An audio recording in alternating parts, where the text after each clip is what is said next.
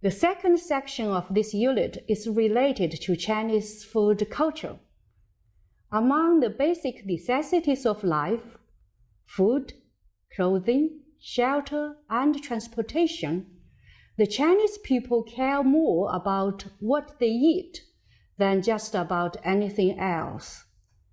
There is no single Chinese diet, but rather a wide variety of diets across the country that vary with ethnic and geographical differences. Certainly, the most notable division is found between the northern and southern regions of the country, officially marked by the Yangtze River.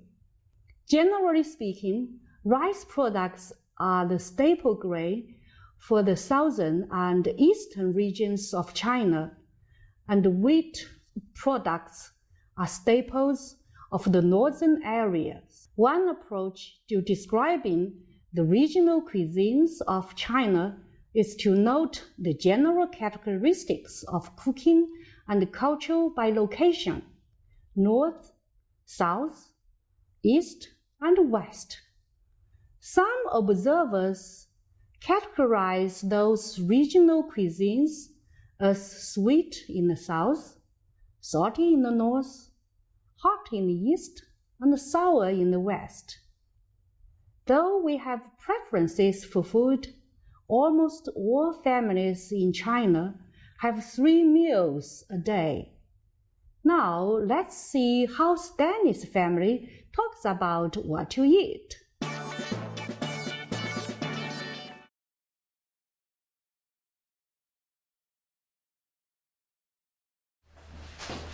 Hurry, Stanley, it's time for breakfast.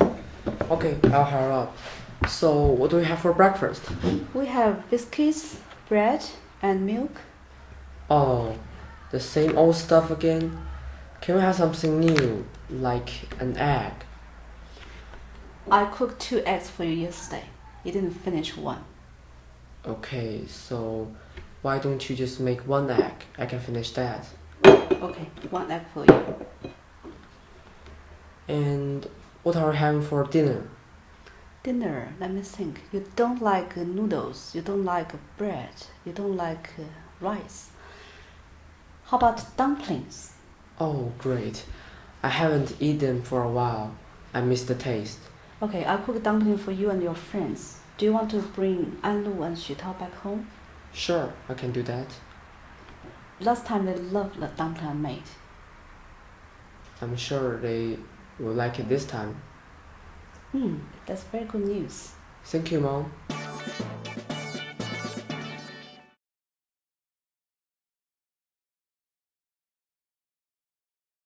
Hi, Mike. Let's go for lunch. That's right. Okay. But I don't really like the food there, though. Guess what dish would they offer? Same as yesterday. I think they're always the same every day, such as pizza and some vegetables. Oh, I'm fed up with the food in canteen. Yes, I really miss my mother's food a long time. My home is not far from here, so I used to go home for lunch. But now my parents are busy in working, and I have to prepare for my high school entrance exam. So I'm stuck with the canteen. That's right. We'll have to wait for a long time to eat the delicious food.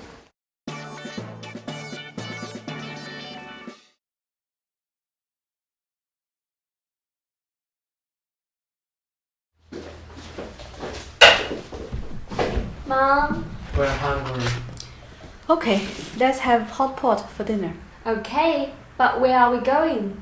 I know there's a restaurant near the South Gate. We'll go out to eat. I'm tired. I don't want to go out.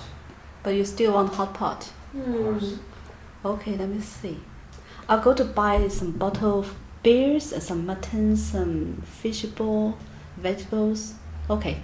Well, I'll go buy some stuff and we go home and have hot pot here. Wow, that sounds great to eat at home, eating and chatting. And it's also very cheap. You know me the best, honey.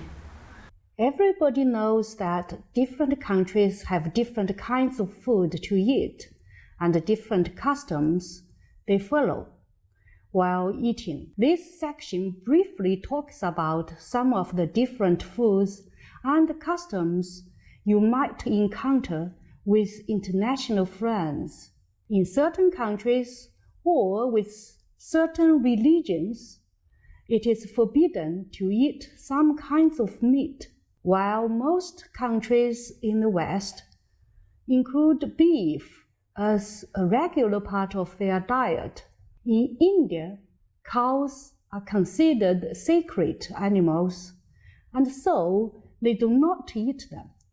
Muslims consider pigs unclean, and so do not eat pork.